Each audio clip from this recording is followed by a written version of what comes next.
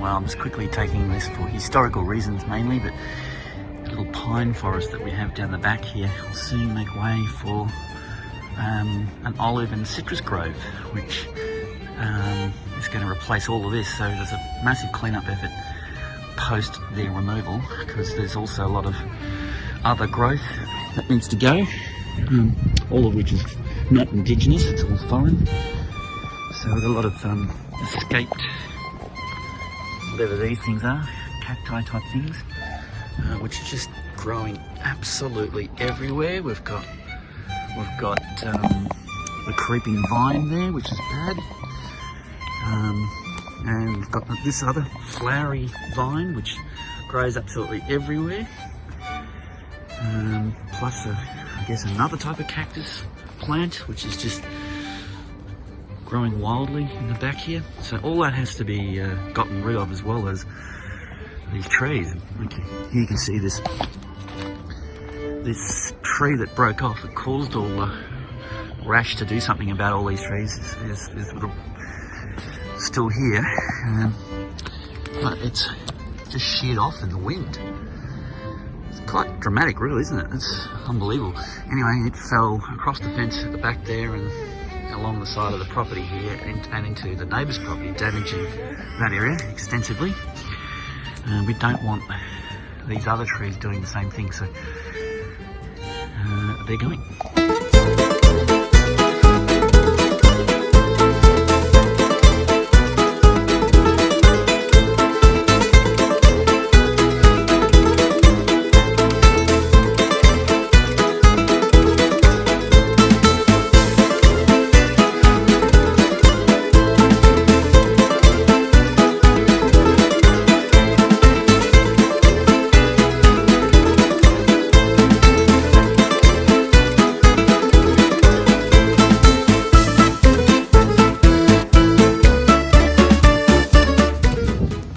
And the job is done now. Look at that. We've got everything cleared out. Obviously logs still split and timber to stack and all that, but the skyline has completely opened up there, and there's no more dangerous eucalyptus which hung over here. That's a yellow box in the background there. That's just beautiful. It's a stunner. And that one's fine, but everything else that was bad is now gone. So yeah, he's about to drag the first, well, he's dragged one log already. Had to bring up a bigger tractor to get this to happen, so we're just waiting for him to get off the phone to drag. Let's see what happens.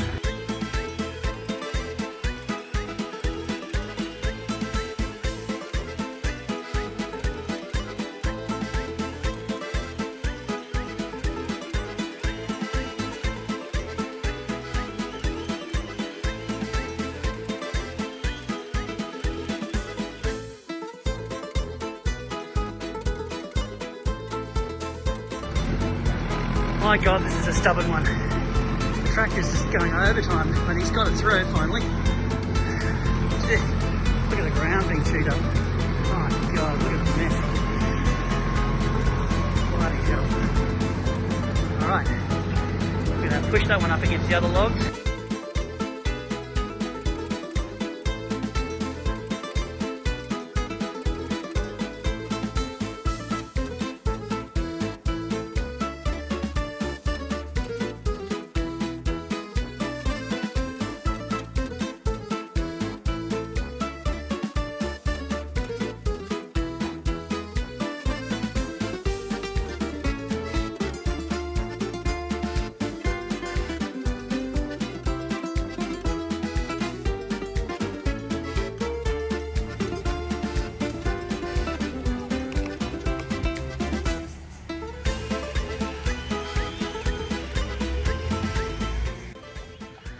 Well, day, God knows what now.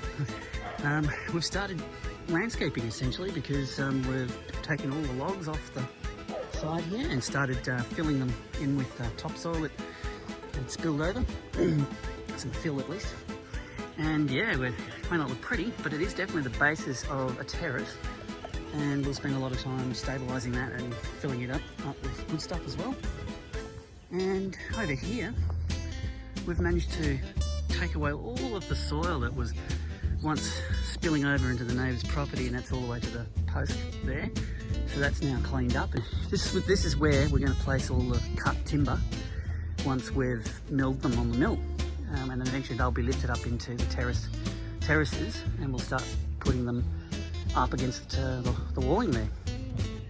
Some of the mulch will look, the mulch that didn't go on the top heap up there, the compost heap, is here, and we'll add to that. We'll finish that off next time we're working with Calvin. And yeah, and it's a fairly epic job of putting it all together, including bringing down topsoil over time and filling this in. And you can already see how this road will service all of these different terraces. There'll be a terrace here, and there'll be another one here, and it'll sort of go around the slope until we've reached bottom, the ground, in 1 metre drop increments, so that we don't cross any laws, bylaws, whatever they are called.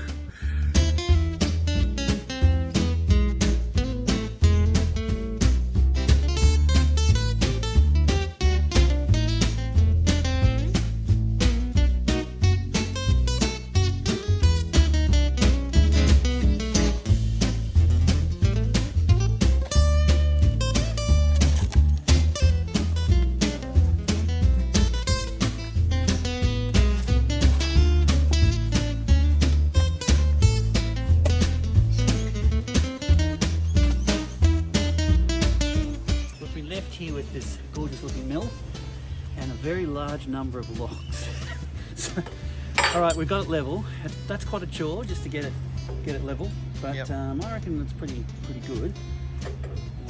We'll get through it, I think, at least until we have to move the mill to do whatever. Then we have to level it all over again, which won't be fun. How exciting! But flat, square. Flat, yeah.